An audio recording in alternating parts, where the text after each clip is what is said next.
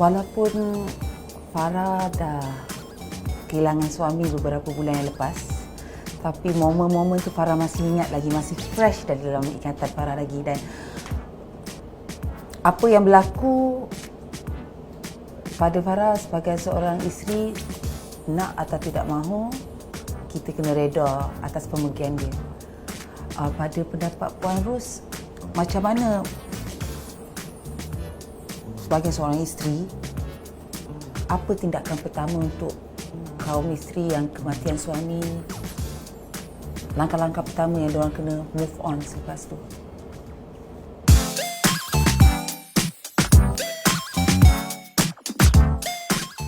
Okay, thank you Farah, Kak Nora. Hari ini saya bersama dengan dua orang wanita hebat yang sebenarnya Allah dah uji dengan kehilangan orang yang paling disayangi. Saya tak melalui lagi. Maksudnya itu pengalaman daripada Farah sendiri dan juga Kak Nora.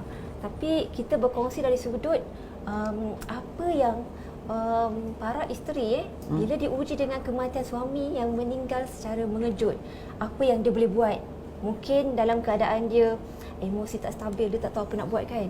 Okey, jadi first thing first, selepas isteri yang diuji dengan kematian mengejut ni kehilangan suaminya, okey, benda pertama sekali selepas dia menguruskan pengebumian jenazah, menguruskan urusan-urusan berkaitan adalah yang pertama sekali dia kena tahu, dia kena beredah. Dia wajib beredah. Dan edah seorang isteri yang kematian suami adalah 4 bulan 10 hari. Betul Dan betul Farah dan Kak Nora pun dah pernah melaluinya. Okey, edah ni hukumnya wajib. Okey, ada dalam sebuah hadis Rasulullah di mana maksudnya adalah daripada Ummu Atiyah. Dia mengatakan kami dihalang untuk beredah, untuk berkabung melebihi 4 bulan 10 hari, melainkan sekiranya kematian suami. Sepanjang tempoh berkabung, seorang isteri yang kematian suami ni, dia tak boleh nak berhias, tak boleh pakai colour terang-terang, tak boleh berbibir merah macam kita ni hari ni. Okey, sebab dah lepas. Okey, maksudnya berhias, memakai wangian, tak boleh. Tapi dalam keadaan sekarang ni, ramai wanita yang berkerjaya. Dia perlu keluar rumah, betul? Betul, okey. untuk punca rezeki. Adakah kerana dia dalam beredah dia langsung tak boleh keluar rumah? Kan? Maksudnya tak boleh keluar rumah. Sebenarnya wanita dalam beredah ni dia boleh keluar pada rumah, tapi dengan keadaan yang ada kepentingan. Maksudnya benda yang penting lah, bukannya dia keluar tu shopping ke, dia nak travelling ke, ataupun dia sahaja berjalan-jalan, yang itu tak boleh. Okey, Kak lepas Nora, edah, dia lepas melalui fasa-fasa edah tu, masa itulah kita akan melalui fasa-fasa kesedihan dan sebagainya lah.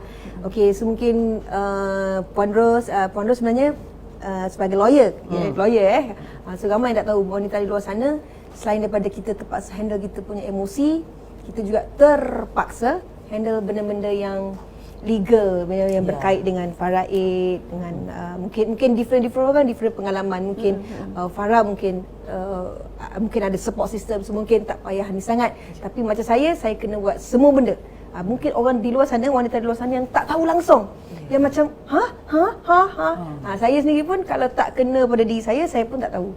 So Alhamdulillah, saya rasa mungkin Puan Ros boleh cerita lagi lah, maknanya selain daripada dari segi legalnya, maknanya kita kena selesai perundangan faraid, nak cari LA, letter of administration kan, dan juga dalam waktu yang sama kita kena move on juga. So macam mana tu, perlu ke kita kena hire lawyer ke, ataupun boleh lakukan sendiri untuk ataupun semua benda boleh buat sendiri, macam mana, perlu tak tuan lawyer? Tanya maksudnya lawyer. perlu nak hire lawyer ke, ataupun macam nak move on sebab ke? setengah orang dia rasa dia boleh buat sendiri. So kalau tanya saya, ada certain benda kita tak boleh buat sendiri, tapi ada mungkin wanita-wanita di luar sana clueless kan, blur, macam tak payahlah, saya boleh buat sendiri. So macam mana mungkin?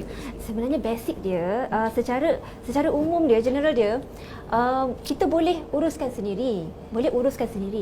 Tapi berapa ramai yang tahu prosedur, apa nak buat mana satu dulu, ke mana dulu kan. Maksudnya benda tu wanita ni dia perlu mendapatkan nasihat orang yang betul-betul pakar dalam bidang dia. Maksudnya sebelum dia buat sendiri. Sebab banyak kes yang jumpa pada saya, dia buat kes tu dah separuh jalan.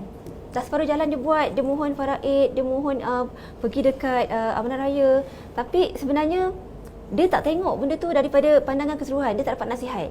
Jadi benda tu dah membuang masa satu, dan bagi stres. Ya, menyebabkan stres dan sebab dia bertanya dengan ramai orang tapi bukan orang yang dalam bidangnya. Dan masing-masing memberi pendapat dan semua masing-masing bajet pandai, semua nak pandai. Jadi saya nak nasihatlah, mungkin pengalaman saya di luar sana, wanita-wanita di luar sana, kalau berlaku kes-kes macam ni, carilah lawyer-lawyer ataupun peguam yang bertauliah. Itu memang bidang dia orang pun kan, memang kerja dia orang.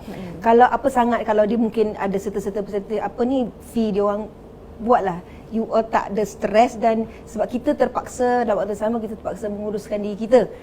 Kita punya emosinya, kita kalau ada anak tu kena uruskan anak lagi, kena uruskan keuangan seharian lagi, kena uruskan macam-macam benda kan. Jadi jangan terlampau orang kata dekut sangat, berkira sangat. Benda tu tak boleh berkira lah bagi saya lah. Tapi tak silap Farah, kalau pihak perempuan isteri yang tidak berkemampuan untuk membayar lawyer punya ni upah lawyer, kita ada bahagian guaman yang Jabatan Bantuan Guaman. Itu Sebenarnya kan wanita ni dia tak ada alasan untuk tak nak gunakan peguam. Dia tak ada alasan untuk kata dia tak dibantu ataupun dia tak ada maklumat ataupun tak ada pengetahuan. Sebenarnya dia boleh dapatkan bantuan daripada jika dia layak lah Jabatan Bantuan Guaman. Maksudnya dia ada syarat kelayakan dari segi pendapatan. Kalau tak silap saya 2,500 ke bawah dia dah layak mohon. Maksudnya dia tak ada alasan untuk kata saya tak layak saya tak mampu nak bayar peguam. Adakah diorang mereka yang kematian suami ni boleh pergi ke orang kata macam bahagian Perbankan Bantuan Wanita untuk guide diorang pembangunan wanita? Kadang-kadang sebab diorang tak tahu. Macam kita tahu. I know this, I can go this. Sampai kita tahu pun prosedur pun banyak hal juga. Siapa lagi yang kita tak tahu tahu langsung ni pun mengambil masa. Betul. Sedangkan yang lain yang tak tahu dan yang tak berduit, apakah orang kata patut kita bantu dari segi pembangunan wanita ke, kena guide dorang ke, ataupun daripada Badan Khairat mesti ada link dengan setiap badan. Ini dah kematian isteri, tengok dia macam ni, pegawai yang datang kat dorang, ataupun memang korang-korang nak sumbangan dia orang lah, contribution kan macam mana sebab Farah, oleh kerana urusan pusaka ni dia tak ada due date tau. Dia tak ada time frame. Maksudnya sebaik suami meninggal on the spot, esok dah kena mohon pusaka, ataupun ada time frame within 10 years kena mohon. Tak, dia tak ada time frame tau. Jadi kita kena ambil masa. Memang tak ada orang yang macam kita kena check datang ke rumah, isteri ni baru kematian suami jadi kita kena tolong dia untuk uruskan pusaka. Tak ada. Maksudnya benda tu isteri kena keluar bila isteri tu ready, biasa dia dah kena terpaksa. Dia terpaksa lah. Tak ada siapa yang boleh paksa keluar untuk isteri tu buatlah cepat segera. Tak ada. Tapi mungkin badan-badan yang berkenaan kena ambil serius juga kan. Macam mana untuk membantu wanita-wanita luar sana. Memandangkan keadaan sekarang yang keliling, walaupun ada setengah kes yang walaupun ahli keluarga, walaupun rapat, kadang diorang melampaui batas. Mengambil kesempatan dan macam-macam lah. Isu ni sebenarnya berat ni nak bincang ni. Betul. Panas ni 1 jam ni. Isu sensitif. 15 minit tak cukup Alright. Kak Nora lagi lama lah kan daripada Farah. Kira sini lagi dengan Farah lah kematian suami. Macam mana Kak Nora handle dari segi ekonomi? Kan kalau dulu kita kalau kurang abang. Tolong, kalau dia tak cukup abang tolong top up kan. Tapi sekarang kita dah tak boleh, abang tak ada dah. So kita tanya, kita kena jawab sendiri. Betul. So macam mana Kak Nora uruskan ekonomi Kak Nora? Agak rumit lah sebenarnya.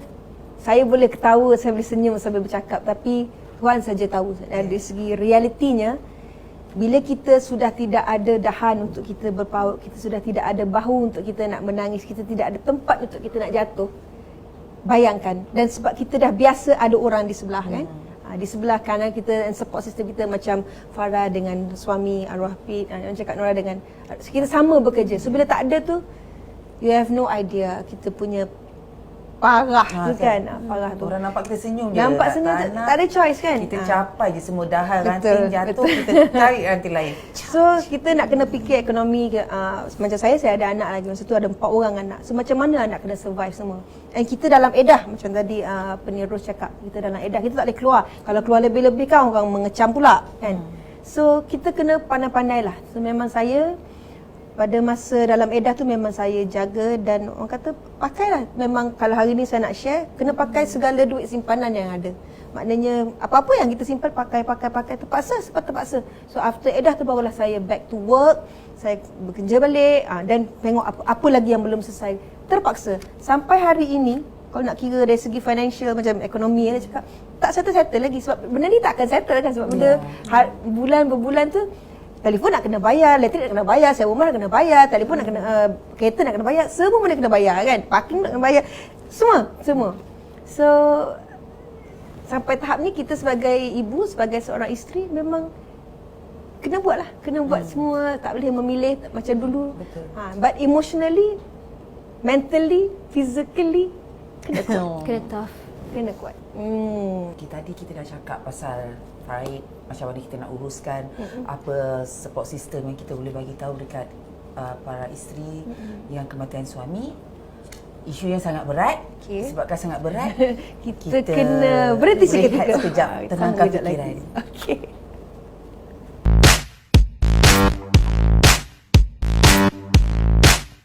Plus saya nak tambahkan ilmu, plus saya nak majukan kerjaya saya, dan plus saya nak beri lebih lagi kepada fans saya macam tu. Plus saya nak sambung study, plus saya nak dekan, plus saya nak kereta, plus saya nak macam-macam. Plus dalam diri saya sendiri, saya harap tahun 2020 ni sebenarnya saya akan dapat anak pertama tak lama lagi. Jadi tahun 2020 ni adalah satu level baru bagi diri saya. Saya akan jadi seorang bapa, dan itulah saya harap saya dapat ajar anak saya pasal Ninja Turtles, pasal wrestling. So itulah saya harap tahun 2020 memang tahun yang sangat baik buat saya lah, insyaAllah. Kita dah tenang semua fikiran dengan isu-isu berat. Okey, kita sambung juga dengan isu berat lagi satu. Okey Kak Nora. Apa ni, selepas kita tak ada suami, kita tetap ada lagi satu keluarga tu, betul? So macam mana Kak Nora dengan hubungan mak mertua dengan family mertua lah? Adik-beradik suami, adakah sudah ada gap ataupun mereka masih lagi orang kata ambil berat Kak Nora dengan anak-anak? Okey. Nombor satu sekali, jangan bergaduh. Itu nasihat saya. Especially bab harta, bab duit ni, kadang-kadang manusia akan jadi buta, hati pun jadi buta. So jangan butakan diri anda semua. Jangan bergaduh. Dan saya, pengalaman saya, alhamdulillah, saya dengan mak mertua, ipar, duai dan saudara mara, hubungan kami masih baik, malah lebih baik lagi. Sebab kami sama-sama memahami, dan bab harta apa semua, saya alhamdulillah saya dikurniakan dengan mak mertua dan juga keluarga yang tak nak masuk campur, dan diorang ambil orang kata pendekatan yang 100%, memberi kepercayaan pada saya, uruskan segala-galanya. Jadi alhamdulillah, mungkin tak semua orang dapat nasib macam tu, tetapi saya nak nasihatkanlah, dalam keadaan macam ni, kita nampak mungkin dalam edah tu 4 bulan, 3 bulan, 4 bulan kan. Tapi emosi wanita ni sangat sensitif. Petik sikit, kadang-kadang orang bercakap banyak-banyak, orang bercakap macam ni pun kita akan cepat kita terasa. Sebab kita dah kehilangan tau. Jangan pula kita sebagai saudara, alah asyik nangis, sedih-sedih. Jangan, jaga emosi. Kau tak lalu, kau tak tahu. So, kan? Jadi mungkin Kak Nora pun nak tanya Farah juga. Mungkin Farah ada mak mertua yang sangat memahami lagi. Sangat tegas. Sangat tegas. Mak mertua kau garang tak? So mak mertua pula kehilangan anak tersayang. Ya, So macam mana anak sulung. Farah adapt? Farah sangat-sangat bertuah.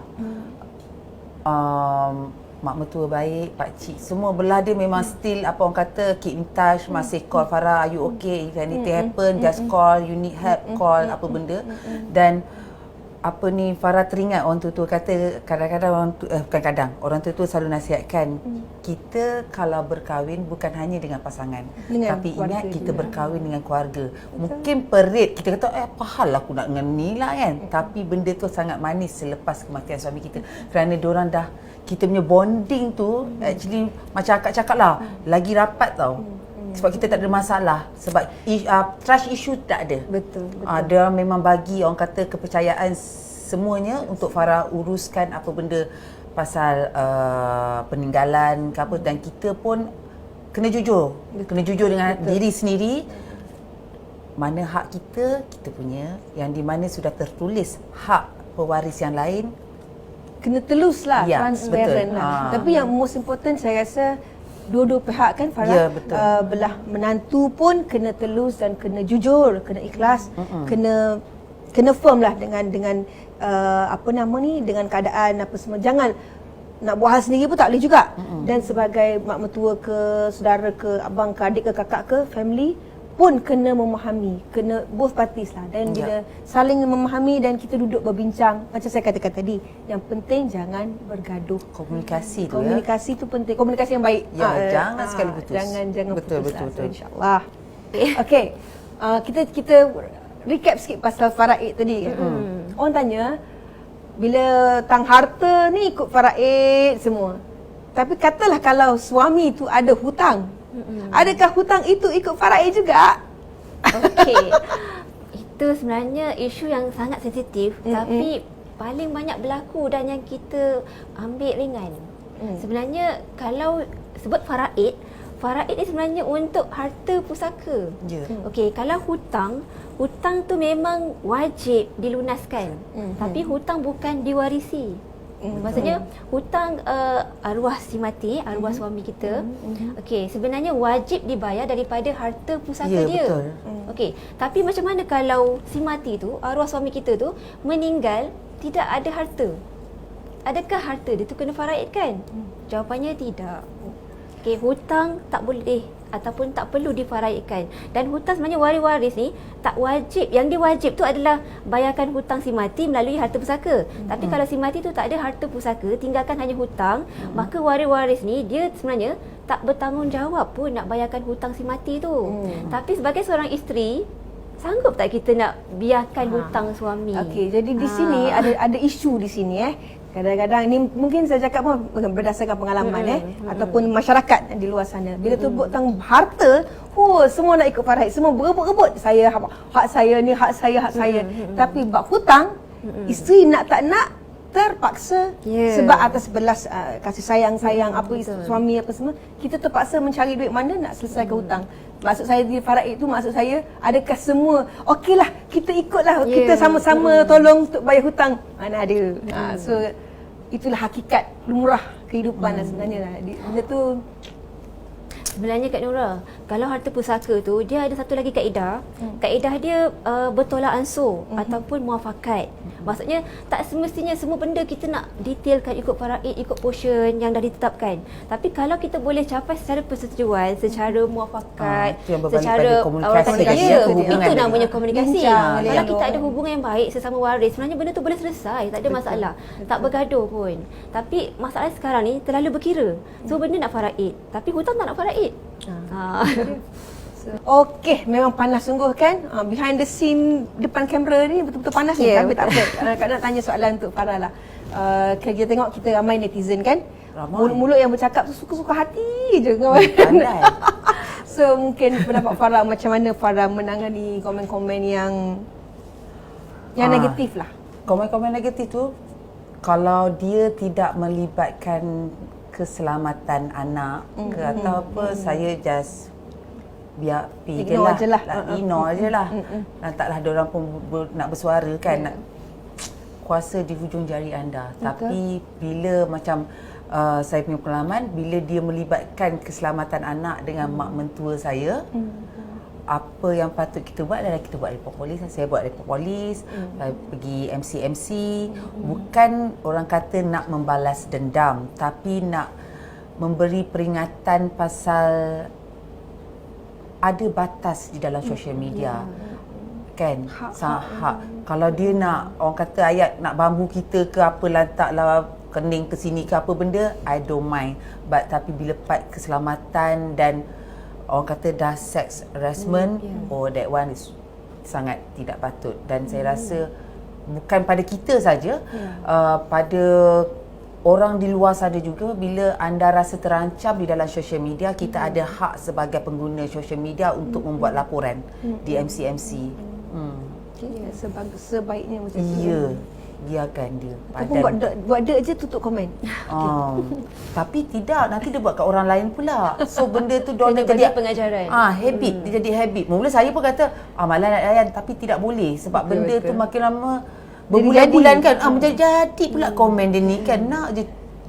Dan Kak Nora setuju ada beberapa artis kan Kak Nora baca dia orang memang buat saman kan, saman kepada pihak-pihak yang tidak bertanggungjawab lah, yang suka-suka hati ni kan. So, ada dekat bukanlah nak cakap pandang muka, tapi maknanya itu pengajaran juga lah. Janganlah korang suka-suka hati.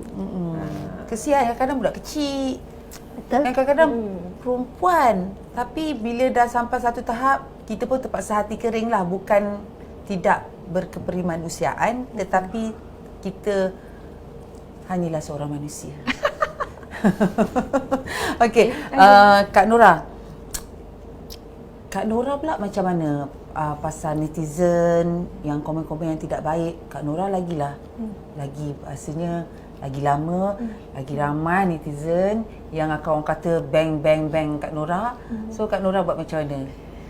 Okey, saya pengalaman kan macam-macam kita lalui kan. So masa peringkat mula-mula pun, masa dalam edah tu pun, bila saya sharekan saya punya perasaan dekat IG pun, orang kena kecam juga. Kena kecam, orang cakap, tak payah nak bercerita gini. So mula-mula saya agak sensitif juga sebab kita tak biasa kena kecam kan. Tapi lama-lama saya rasa macam, suka hati akulah. Saya nak cerita, ini rumah saya, IG tu, social media tu saya punya. Yang kau pergi masuk, kau tak suka, kau jangan baca. Kita nak release tension kita nak cakap, bukan kita memburukkan orang lain ataupun kita bercerita negatif, kita sharing. Niat saya adalah untuk sharing, dan saya memang niat saya tu memang bila saya share something, saya always pasang niat bahawasanya pada wanita-wanita di luar sana yang masih ada suami, yang masih ada orang tersayang, appreciate value kan you punya pasangan masing-masing. Maknanya bila dah tak ada, dan baru you tahu betapa terasa kehilangan tu. So itu saya punya niat lah. Jadi after a while saya pun dah tak kisah, dan saya lebih berpegang pada saya dengan Allah. So yang lain-lain tu korang penat, korang berhenti kan. Okey, Kak Farah, Kak Nora. Tadi kita dah bincang pasal cara kita menguruskan harta, faraid semua tu kan. Jadi saya nak tanyalah, masa Kak Farah kehilangan dulu, macam mana Kak Farah mengurus emosi masa tu?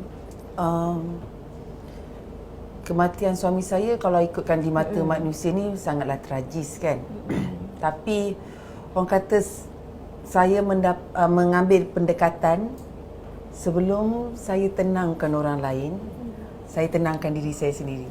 Okey, sebelum orang bertanya dan saya bertanya soalan dekat why, kenapa dia pergi, saya tanya soalan tu kat diri sendiri dan saya akan jawab sendiri. Kena tenangkan diri sendiri, dan saya anggap apa yang berlaku adalah satu hadiah, adalah satu ilmu untuk saya bagi ke anak-anak dan society. Itu je saya anggap memang macam tu. Memanglah sedih, tapi kan Kak Nora, gila tak sedih kan? Memang rasa macam nak marah. Kenapa? Tapi benda soalan tu kan, tanya kat diri sendiri. Memang orang nampak kau ni senyum je, kau ni tak ada apa. Aku tak boleh nak sedih. Kalau aku sedih, Anak aku macam mana? Maksudnya positifkan diri Ya, lah. positifkan gila babas kan. Tanya Kak Nora. Oh, tak ingat apa dah. Okey, Kak Nora, mungkin Kak Nora pula boleh berkongsi macam mana Kak Nora mengawal emosi. Okey. Untuk saya dah merasai kehilangan suami dan juga kehilangan anak. So memang kalau emosi saya tak kuat, saya rasa saya dah menjadi gila kot saya rasa. Sebab yalah bertalu-talu kan. Tapi bagi saya satu benda lah saya pegang. Saya banyak refer pada ustaz-ustaz semua. Segala apa yang berlaku kat diri kita ni, segala ujian ke musibah ke apa sajalah, semuanya di atas ketentuan Allah. Allah dah tentukan dah bila, macam mana, siapa, masa, semua ketentuan Allah. Jadi berdasarkan peringatan tu, saya rasa saya berpegang dan saya redha lah. Maknanya apa yang berlaku Allah dah tentukan. So, siapa kita untuk menentang, siapa kita untuk bertanya, siapa kita untuk protes. Jadi kita kena redha tu sangat-sangat redha lah. Bukan cakap saja redha, maknanya kita kena terima betul-betul. Terima betul-betul dan believe it. Kena yakin. Semua yang berlaku tu ada hikmah dia. Betul. So hikmah tu kita tak nampak sekarang. Tapi mungkin macam sekarang, saya rasa suami saya dah 3 tahun, anak saya dah 3 bulan lebih dah. So semua ada hikmah di sebaliknya. So itulah kita sebagai orang Islam, kita kena ada pegangan tu lah, insyaAllah. So okey, Tuan Lawyer Puan Lawyer. Okey, so apakah kesimpulan kita ataupun kesimpulan dan juga langkah untuk seorang isteri tahu bila kematian suami, especially kematian mengejut ni? Okey, dalam isu ni saya kecilkan skop pada urusan pusaka. Lebih kepada sebab kalau ikutkan banyak kan apa yang isteri kena buat lepas kematian suami, dari segi ekonomi, dari segi emosi, nak urus anak-anak, rumah tangga, hubungan dengan mertua, ipaduai. Tapi dekat sini saya uruskan kecilkan skop dalam urusan pusaka. Okey, maksudnya dekat sini daripada perbincangan kita tadi, saya dapat simpulkan sebenarnya seorang wanita ni, isteri, dia kena ada ilmu. Betul. Dia kena lengkapkan diri dia dengan ilmu. Okey, kerana dia sebab urusan pusaka ni memerlukan kestabilan emosi, kena kuat, kena semangat, sebab dia melibatkan kos, melibatkan masa, tenaga nak kena turun naik, dan dia kena tahu ke mana nak pergi. Okey, kalau suami meninggalkan harta sekian, nak pergi ke mana. Lagi satu, urusan pusaka ni dia bukannya satu tempat je. Dia tak berpusatkan satu tempat. Dia ada yang kena kena mohon ke Mahkamah Tinggi Sivil, kena ke Amanah Raya. So wanita ni kena tahu bila keadaannya, bila masa yang dia kena pergi ke Mahkamah Syariah untuk mohon sijil faraid, untuk mohon hak harta sepencarian. Bila masanya dia kena mohon ke Mahkamah Tinggi Sivil, bila harta suami tu 2 juta ke atas, ataupun bila masanya dia kena pergi ke Amanah Raya. Okey, maksudnya si suami hanya meninggalkan aset alih. Contohnya Ecom Bank, dia tak tinggalkan rumah, tak ada tinggalkan tanah. Tapi kalau ada tanah dan rumah, okey, bila masanya kena pergi mohon dekat unit pusaka kecil. Itu wanita kena tahu. Kalau wanita tak ada ilmu, dia tak tahu. Kan? Jadi benda-benda macam tu memang kena lengkapkan diri dengan ilmu. Dan satu lagi, mungkin nasihat saya juga untuk semua isteri-isteri kat luar sana, wanita yang kita kasihi semua, don't play victim. Kita jangan mengaku kalah, macam sikit-sikit kita akan anggap rasa diri kita ni mangsa. Okey, sebenarnya bila kita tak ada ilmu, masa itulah kita akan play victim. Kita salahkan orang lain, kita salahkan semua orang. Padahal benda tu sebenarnya kita yang tak ada info. Kita tak tahu kan. Tak ada maklumat, tapi kita salahkan orang. Kita salahkan institusi, kita salahkan mahkamah syariah. Sedangkan sebenarnya benda kita tak ada ilmu. Kan?